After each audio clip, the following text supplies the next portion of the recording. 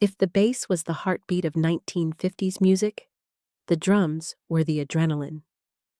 You didn't always see the person behind the kit, but you felt them. In your chest, in your feet, in the way a rhythm carried a song forward. The 1950s were a decade when rhythm sections exploded into something new. Swing drummers shifted into bebop fireworks, country players tightened the backbeat, and R&B drummers hammered out grooves that made rock and roll possible. Drummers of this decade lived in two worlds: the jazz clubs, where complexity and invention reigned, and the dance halls, where raw drive and backbeat mattered most. Some were subtle, painting colors around a singer. Others attacked with sticks that cracked like gunfire. Together, they shaped the pulse of mid-century music. Here are the 10 who defined that sound. No drummer shaped rock and roll more directly than Earl Palmer. Born in New Orleans, he grew up steeped in second-line rhythms from Mardi Gras parades.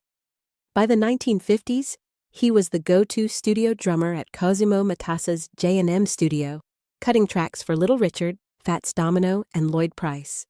Listen to Tutti Frutti or Lucille, and you'll hear Palmer hammering out the crisp snare on 2 and 4. Before him, drummers leaned on the shuffle. Palmer pushed the backbeat forward, cracking like a whip and giving rock its engine. That single shift became the DNA of rock drumming. He could still swing like a jazz man, but in the studio, he gave producers what dancers needed: relentless drive.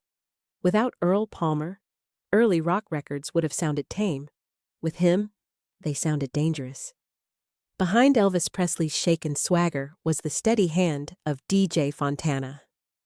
Joining Elvis in 1955 after years with the Louisiana Hayride Band, Fontana gave the rockabilly trio of Elvis, Scotty Moore, and Bill Black a stronger rhythmic foundation.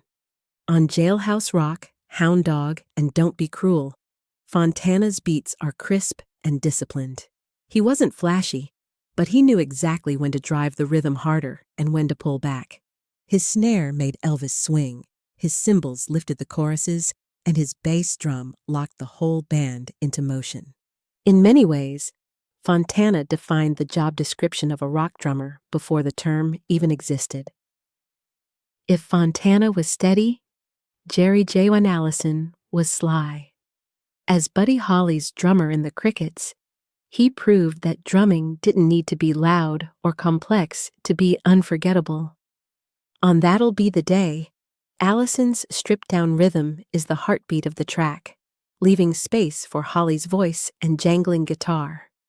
On Peggy Sue, his rolling tom-tom pattern gave the song its hypnotic pulse, almost like a drum solo disguised as accompaniment.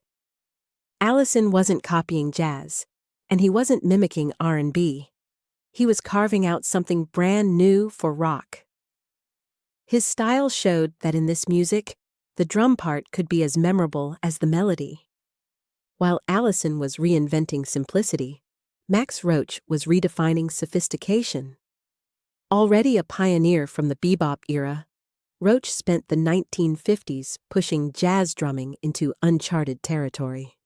With Clifford Brown, Sonny Rollins, and later his own groups, Roach treated the drum kit as a melodic instrument. On Study and Brown and Jazz in 3/4 time, every cymbal hit and snare crack spoke with intention. His solos weren't random explosions, they were structured, logical, almost like horn lines. Roach proved that the drummer could be a composer at the kit, not just a timekeeper.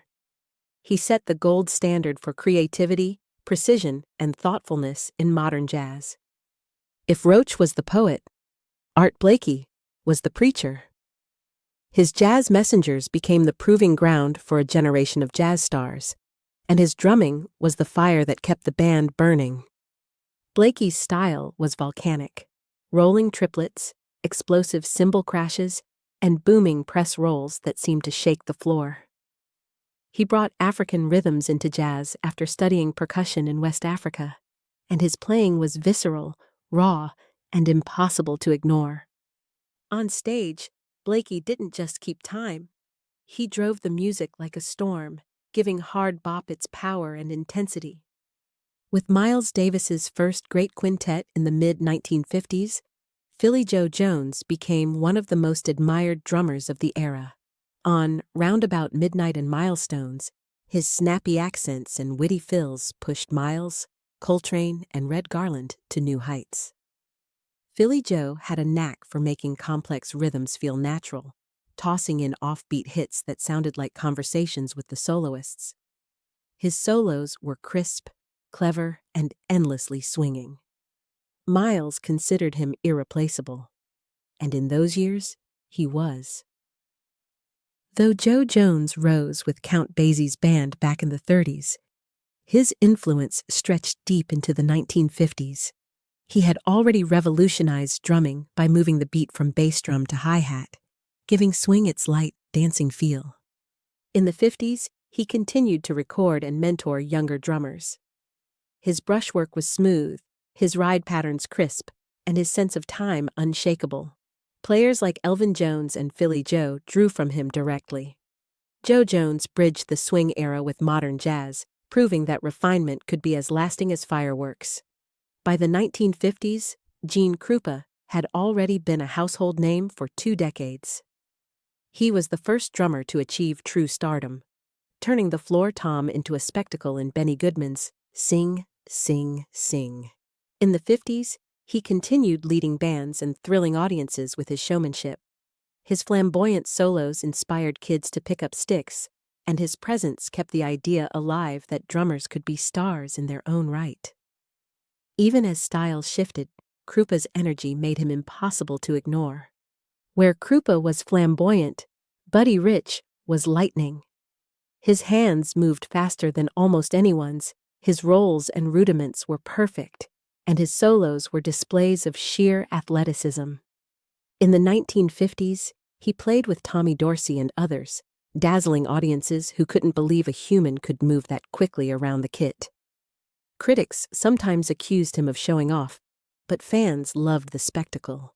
Rich embodied the idea of drumming as both art and athletic competition. Johnny Otis wore many hats: bandleader, producer, talent scout. But he began as a drummer, and in the early 50s, his grooves helped shape rhythm and blues. His bands bridged swing, jump blues, and early rock, and he had a knack for spotting talent, discovering artists like Etta James. Otis wasn't just about playing the kit. He understood how drums fit into the bigger picture, how rhythm could drive a band and make a record pop. Though remembered more as a band leader, his drumming roots made him one of the key rhythm figures of the decade. The 1950s drummer wasn't one thing, he was many. Earl Palmer gave rock its whip-crack backbeat. DJ Fontana gave Elvis a heartbeat. Jerry Allison proved less could be more. Max Roach turned drumming into composition, while Art Blakey made it volcanic. Philly Joe Jones kept Miles Davis sharp, and Joe Jones bridged eras with elegance. Gene Krupa and Buddy Rich kept drummers in the spotlight with flash and speed. And Johnny Otis reminded the world that rhythm was the glue that held everything together. In tiny jazz clubs, in Memphis studios, in New Orleans dance halls, and on Nashville stages, these 10 drummers set the beat for a new world of sound. Guitars and singers may have claimed the spotlight, but the drummers of the 1950s made sure the music never stopped moving forward.